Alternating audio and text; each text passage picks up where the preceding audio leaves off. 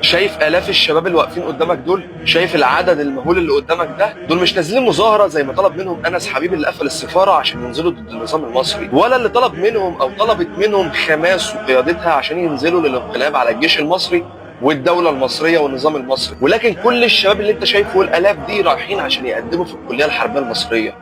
احنا الدولة الوحيدة اللي جيشها بيطلب 2000 بيروح له 100,000. احنا بنقولها من زمان ولسه بنقولها، احنا لو راح من عندنا شهيد فاحنا بيتولد عندنا كل يوم مليون شهيد. فلو عايز تجرب قرب، اتفضل تعال.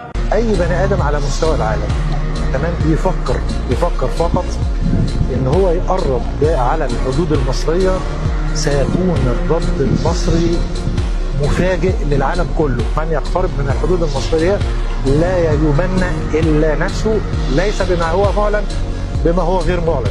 شكرا.